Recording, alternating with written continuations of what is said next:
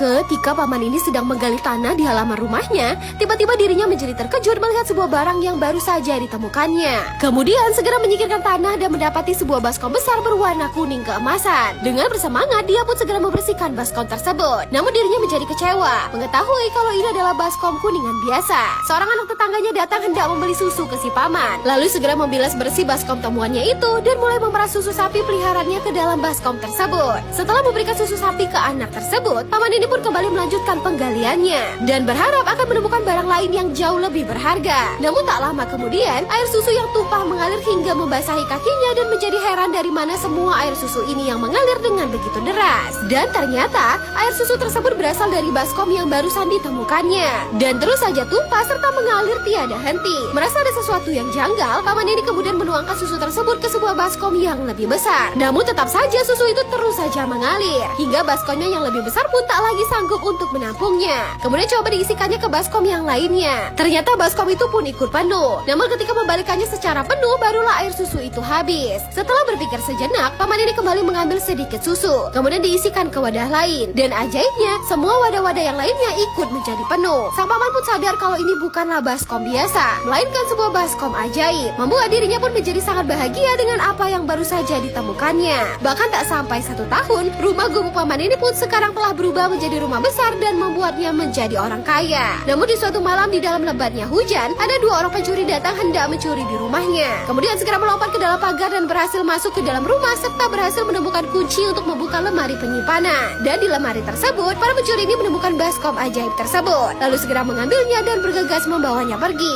Namun para penjaga rumah segera terbangun, kemudian mencoba mengejar kedua pencuri itu yang terus kabur bersama baskom ajaib tersebut. Hingga akhirnya seorang penjaga berhasil menghentikan seorang pencuri. Namun sayang, baskom itu malahan terjatuh ke sungai dan hanyut menghilang di bawah derasnya arus air sungai.